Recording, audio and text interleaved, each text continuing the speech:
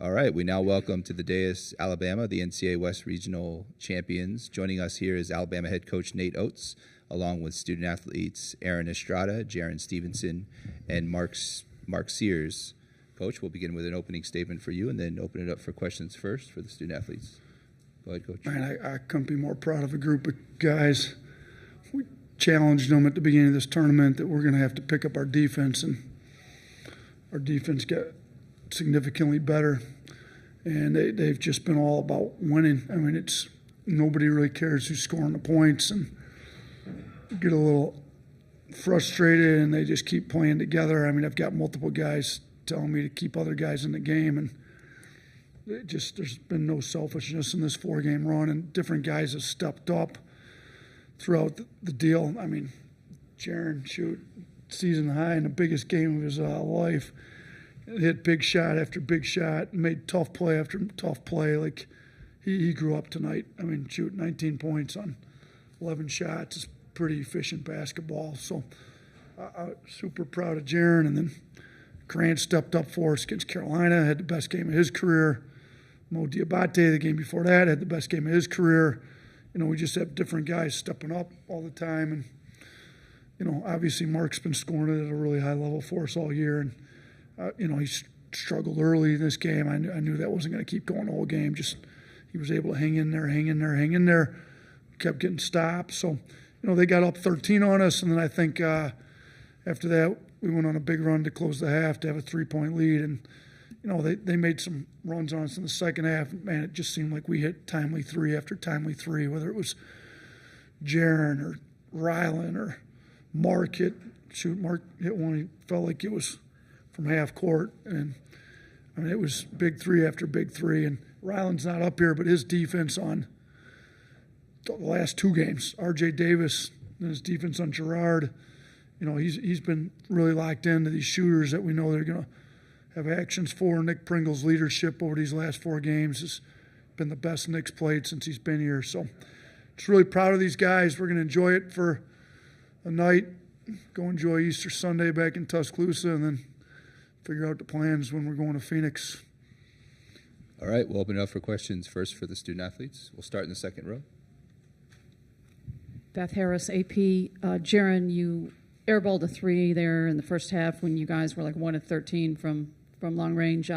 As a freshman, what gave you the confidence to just keep on going and obviously turn things around in that second half? Well, it's mainly just practice. I knew just from practice I can knock those shots down. I'm just focusing on the next shot. Even though, I airballed 1 or 2 threes, I'm just focusing on the next shot. Really just helped me shoot better. We'll go next in the back. Hey, Mark Myers, Associated Press Radio. For Sears, to do something never been done in the long history of your program, what are you feeling now? Man, it's just feeling a lot of emotions, being from Alabama, the state of Alabama, and do it with this group of guys. And, it's amazing. We'll go next to the front row. Yeah, Charlie Potter with Bama Online. For Mark and Aaron, Coach O's talked about Jarin stepping up tonight. Just, you've had different guys kind of do this the past 3 games. How big was he tonight for you guys? Oh, man, like Coach said, he grew up tonight, man. We don't win this game without him. When Gerard was going off from 3, it was like Jarin hit 3 after 3 after 3 and kept us in his ball game, and, he was huge tonight. Yeah, I kind of just agree with Mark. Jarin, he did grow up tonight, and I kept telling him throughout the game, I think he passed up only 1 3 that I threw him, and I said, man, just shoot the ball, be confident, you built for this, you put the work in, and he was shooting them, and he started making them. So, go to the second row. Ryan Hennessy, NBC 13 Birmingham. For Aaron and Mark, what does this say, a Final Four, about the coach that's sitting next to you? I mean, he's a big-name coach, but this is another level now. What does it say about him as a coach? I mean, it's just evident, man. He's just a great coach all around. He lost a lot from last year, starting with the coaching staff. So just for him to rebuild a group like he got us, I think, like I said, it just goes to show how hard-working he is and how much of a competitor he is as well. Go to the front row. Yeah, he just, he gives us all the confidence in the world. When you're playing for a coach like this, that he wants you to shoot open shots. And if you pass up a wide open shot, you're gonna hear about it when you go back to timeout. You know, just playing for a coach that gives you the freedom within the system. You know, it's something you would love to be around and play for. We'll go to the front row. John W. Davis with the Orange County Register here in Southern California. Mark, can you walk me through what it's like when you're in the moment when those threes are going down? I could kind of see you. I know you're not looking at us in particular, but you're looking towards the crowd. You know, you're blowing kisses, you're making all these faces, like you're really like enjoying the moment. What does it feel like to be in that moment? You know, even though it's intense, you know, we play the game because we have fun with it. And to be in those moments, you dream as a little kid and just to have fun with it because you remember, just even though it's a business, to go out there and we still got to have fun with it. We'll go to the third row. Josh Peter with USA Today. Mark, your mom told me a couple things. One, that you wrote down your goals at one point on a yellow sheet of paper, and that's kind of followed you over the years. And I wonder if you can tell me about that. But the other thing she said was, when you were struggling in Ohio and just couldn't find your way back here, that she said that she had this vision that you're going to take the long road home, or the long road, and that brought you some inner peace. Can you tell me a little bit about what those two things have meant to you in getting here?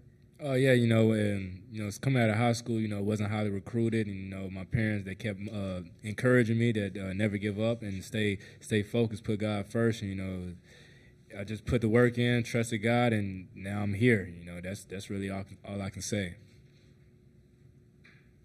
We'll go to the front row next. For Jarin, the first game you guys played against Clemson, P.J. Hall was able to do some things against you this time. It was 6 for 14. He fouled out. Just what changed in terms of mentality and the approach with him? Just working on my post defense and my physicality. I mean, working with Coach Dud, he taught me a few things, the different things, and holding my ground in the post and what to look out for. And he taught me a lot of things. And just working out with Hen, too, our strength coach, he got me stronger and ready for this moment. We'll go next to the second row. Hi, Haley Sawyer, SoCal News Group, OC Register. Your coach has talked a little bit about Mudita the last few days. How have you seen that kind of vicarious enjoyment at work tonight? Start with Aaron. I think that the Mudita thing was probably the best thing that happened for this team, honestly, just because we have so many pieces on our team, and, you know, it's hard to be consistent at this level without any support, you know. So just knowing that you have your brothers behind you and everybody in our program behind you, I think it just helps on a mental level, and ultimately that helps you just play better down the stretch, I think. Yeah, with my two airball threes, my guys had my back, and they wanted me to keep shooting. And every time I went to the bench, the guys would high-five me, have my back, and just cheer each other on. And every time I was on the bench, we'd lock each other's arms, clap, chant defense and stuff like that. I felt like it was there today. Mark? All right. We'll continue with questions. Go ahead and raise your hand if you have a question for the student athletes. They asked about Mudita. Listen, we're going to let him talk. I was distracting him on what he wants to talk about Mudita. I was letting him know that he was the most outstanding player of the tournament.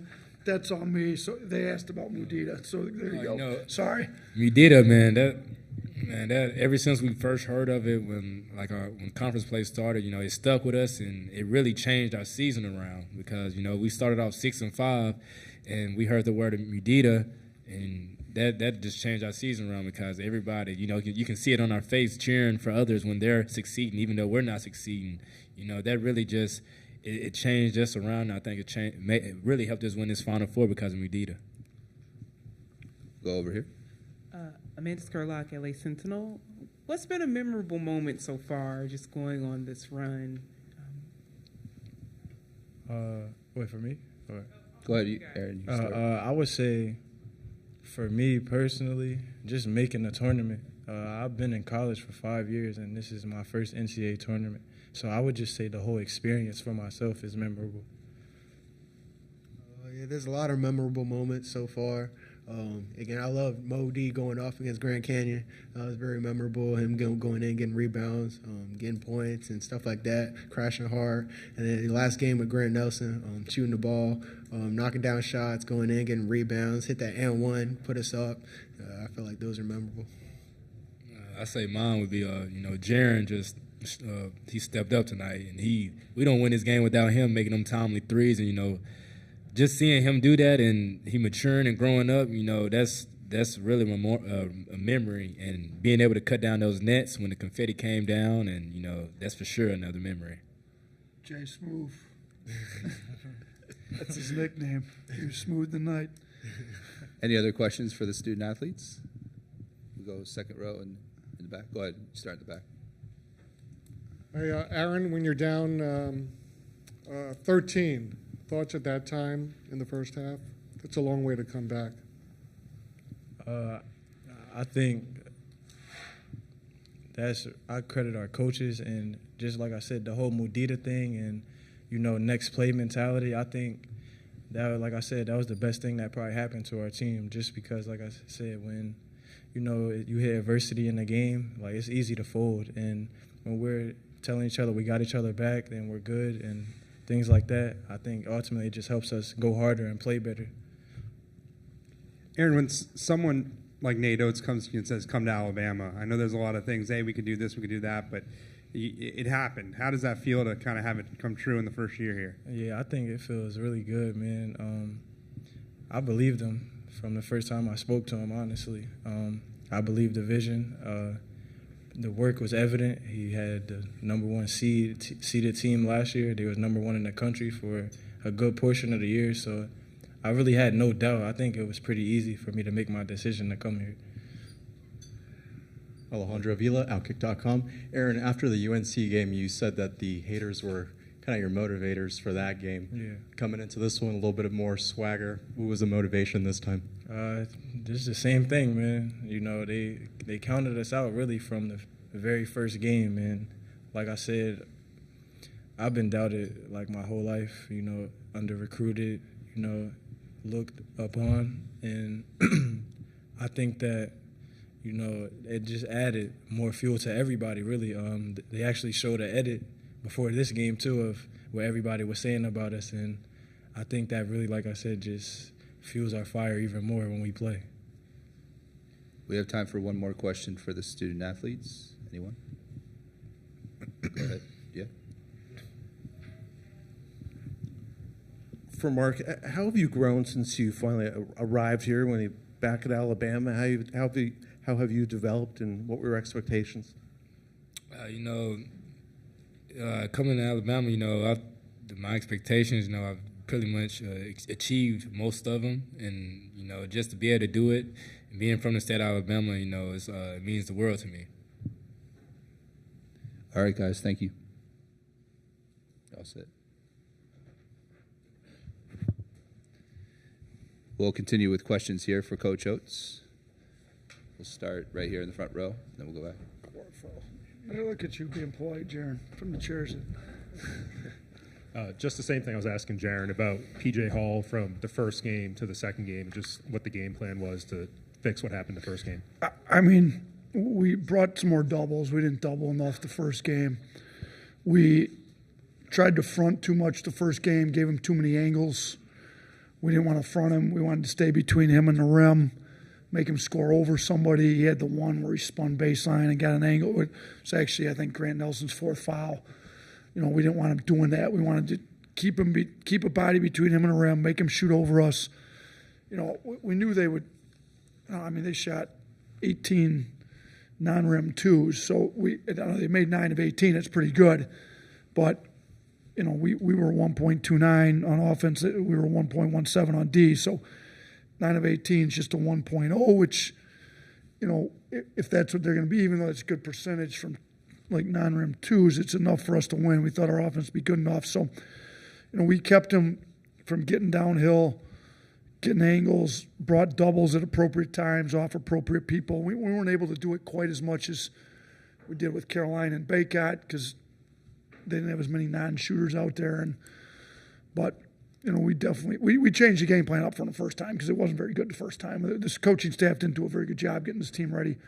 First time, our players, weren't tough enough, but the coaching staff needed to do a better job, and we did a better job this time, I thought. Over there on the left, Nate, Brian Hamilton from The Athletic. Given your journey, what does this mean to you to be at this point?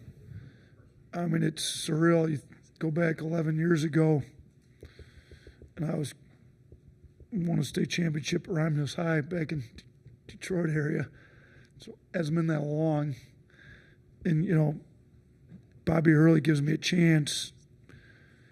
You know, and obviously the Hurley family's got a lot of respect for high school coaches. Their dad's a Hall of Fame coach. And, you know, I've caught a few breaks, and it's ironic I get to coach against Danny. I don't know if "get's" the correct word because they got a pretty good team, but I'm in the Final Four and I get to go against, you know, Danny, who helped get me in this thing, along with, you know, obviously Bobby's the one who hired me, but two of those guys kind of came into college together and have been great to me the whole time. But, you know, when I was a kid, big basketball fan. I used to, going to date myself a little bit, you had the VHS tapes, so I had every one of the shining moments labeled on a VHS tape, so I could go back and watch that thing all summer.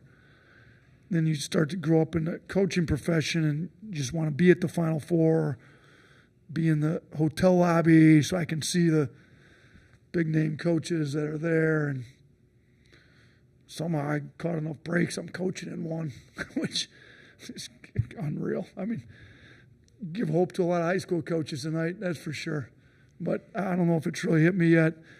It probably won't hit me until after the Final Four is over, because I'm going to enjoy it tonight a little bit, and then we got to try to figure out how to beat UConn, because they're pretty good. They went on a 30-0 run, I heard, tonight. Is that correct? That's unheard of in the Elite Eight. That's crazy. So I think you guys at The Athletic wrote some article about Danny's got the formula figured out. His formula is working pretty well. So I'm going to have to figure out that formula myself here soon. We'll go to the second row next. Coach, a little bit of a full circle moment. We were in Birmingham. I asked you about being the 5 seed in the SEC going into the preseason. You know, obviously underdog going into this, but what did you tell to your players throughout the season to never give up? Because you guys weren't the 1 seed going in and everything like that. I mean, I'm going to be honest. The last time they picked us the 5th best team in the SEC, we won the whole thing. So my plan was to win the whole thing, but it didn't happen. We lost the game against Tennessee at home, which, you know, I thought we had a chance to win that. If we'd have won that, we'd have won the SEC again. But they weren't far off because we finished tied for 5th, tied for 2nd, tied for 5th. There was a 4-way tie there. So we ended up with the 3 seed. But, you know, for a team picked 5th, and really we haven't been healthy for a while.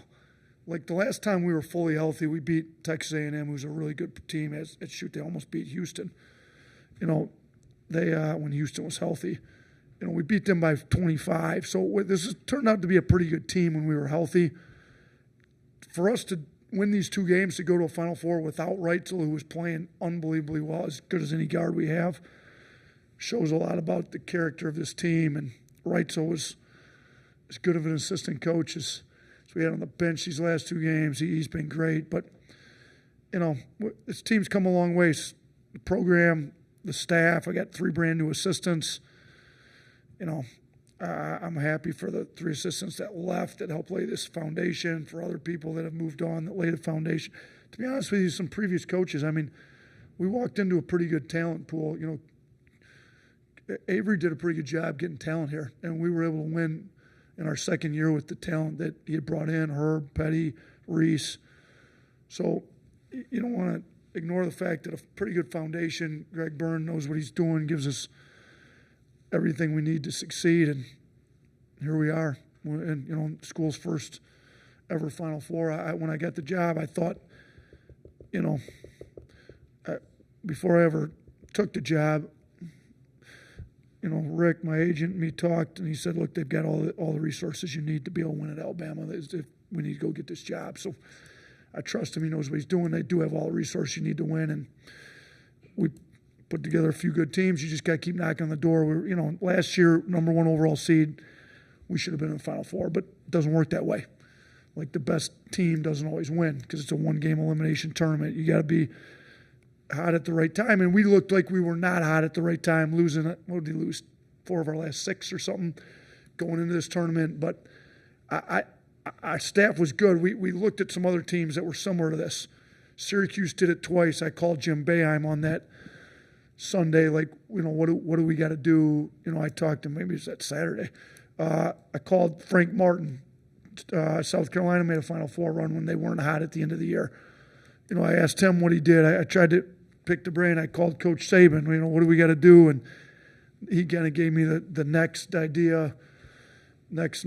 So guys bought in. We can make this run. Other teams have done it. We've got the capability to do it. We got to get back to playing great defense, or get to start to playing great defense. I don't know if back's the correct word. But, we can have the number one offense in the country. We had it for a majority of the year. Let's put a top 20 defense together with it, and we can make a Final Four, and I think we've done that. Front row. Nate Kelly, Tuscaloosa News. Nate, how do you feel like the run you guys have made, now reaching the Final Four, has vindicated the system that you run? That's a great question, because a lot of people question, can you win big in March shooting all the threes you shoot? I don't know. How many do we shoot tonight? I don't know. For all the naysayers, is 36 too many? 16 out of 36 ain't bad, though. 48 points from three-point line isn't too bad. So, look, it's not – and here's the thing people don't understand. We're not trying to shoot 53s. We're trying to take the most efficient shots we can. So we were 1.29 today. Our effective field goal percentage was pretty good. We took 2 non-rim twos, all right? We didn't finish at the rim as well as we should have. I thought we blew some easy layups we should have made in the first half. Our analytics company, we've got a third-party analytics company we use. They were here with us for this run. They told me at the half we were winning the game by 11 on expected value, expected points. Just keep doing what we're doing. I told the guys that. Guys, expected value, like we're winning this game by 11. We just got to make they're taking tough shots and happen to be making them. We've got some easy layups and we're missing them. We got to finish at the rim and just keep doing what we're doing. Well, we shot up, made a few threes there in the second half. 10 of 15 in the second half ain't bad. So I think you can win playing this way. They win playing this way in the NBA. We've just proven you can make a Final Four run. And you know what? UConn's a pretty good team, and they play somewhere. Now, they play through the post a lot, but Danny's big on offensive efficiency, playing the right way, getting the right shots. Now, their defense is a lot better than ours. We're going to have to figure out how to beat them. But I think more college teams are starting to play a more efficient style of basketball like we've been playing. We have time for 2 final questions. Back. Hey, Nate, when you share a sports department with the greatest football coach perhaps in college history, I think it's obvious or natural that you might be overshadowed, your team, your program. So what you did here tonight, first I want to ask, how much did that nag at you over the years? And then what your team is able to accomplish tonight forever changes the perception perhaps of your program and the school's basketball program? Yeah, when I came to Alabama, I knew it was a football school. Like, there's no denying it. But somebody asked me that a couple years ago. I think it's a championship school. There's the whole Mudita thing. Like, I'm going to pick the brain of all the ultra-successful coaches throughout the department. And we've got multiple coaches, current coaches that have won national championships, whether it's men's golf, women's golf, softball. And we've got, Sarah Patterson retired from gymnastics. She's a huge basketball fan, has her own season tickets, won multiple national championships in gymnastics. But Coach Saban, I'm a big football fan. I came to Alabama loving the fact that I was going to be able to work in the same athletic department as arguably the best, maybe not even the best football coach, the best coach of any team sports in modern history, whether college sports, anything. And I didn't want to bother him, but I certainly picked his brain when it was appropriate. I went and watched practices. I sat in on staff meetings. I shadowed him for a day. I went on road trips with him to see how they operated. I tried to learn as much as I could. It never nagged me or bothered me that football was huge at Alabama. I loved it. Like, it's better for recruiting. It's better for everything for us. I tried to learn from it, and different people would make comments, football. We're only 18 national championships behind them. We got a few to catch up. So let's just keep grinding. Let's get to a Final Four first, and let's put ourselves on a big stage. So I love the fact that he's still got an office at Bryant-Denny. I love the fact he's willing to talk to me. He talked to me before this run, texted me during the run. Before I got the job at Alabama, I've got a schedule, like a practice schedule. I had it in high school, an Excel sheet, and you got different tabs. And quotes is one of the tabs. You go pull quotes up for the day. I had regular quotes, and then I had Saban quotes, and every Saban quote I had was aligned with them. And then I got here, I'm like, should I use them as much as I used to use them? Because he's actually like coaching next door. Is it going to bother our basketball players that I keep using the football coach's quotes? Well, I still use them. They're pretty good. I'm still getting more of them and add them to the list. So it never bothered me. I love the fact we're at a football school, and we're going to try to add another sport to the championship school level because I think we're knocking on the door there. Final question over here. Ben Golliver, Washington Post. Just to go back to what we were talking about with modern basketball a minute ago, Clemson's coach came in and said, hey, it looks really pretty if a team like you plays fast, makes a bunch of threes, but it could set up a coach for second guessing if those shots aren't going in. I'm curious, you guys hit your run about 10 minutes in, but let's say that didn't come. Is there ever a moment with your season on the line where you're potentially flinching or thinking about a plan B? And then what's the key to getting your players to stick to the disciplined shot selection when they're not going early? Because it's easy to say, hey, the numbers say this, but it's not as easy if you're feeling a game slipping away. Yeah, I mean, I don't ever second guess the plan, but the plan does involve, we've got a layup package in there. If we need, like, if team's going on a run, how do we try to get an easy layup? You know, we've got post-ups. You saw we posted Grant yesterday, posted him today again, got in there, got fouled. Nick got fouled off his post-up. So we've got some different options to get efficient shots. They don't always have to come flying up and down, taking quick threes. So quick threes are efficient if you're from the right shooters. There's other efficient shots too. So we've got different packages to get efficient shots. Look, guys come in the summer, we teach them how to play efficient. We don't eliminate inefficient shots from their arsenal right away. I don't want guys playing second guess themselves. We gradually educate them as to how to be the most efficient player. Brandon Miller became pretty efficient, moved from like projected 23rd pick in the draft to the second pick in the draft. When we got him all summer and fall, over a third of his shots were non-rim twos. By the time we got to conference play, he was 12% of his shots were non-rim twos throughout all of SEC play. He learned how to play efficient and moved his stock way up in the draft. So we'll educate the guys, and they stuck with it. I mean, we were one of two on non-rim twos today. And I'm not telling our guys not to shoot them. We probably shot two appropriate non-rim twos. Aaron was 1 of 2. He's a really good non-rim two shooter, and sometimes it's the appropriate shot. But we do have a package that we can get appropriate shots. We don't want to feast on inefficient shots. All right, Does that answer the question enough? All right. We're all set, Coach. Thank you.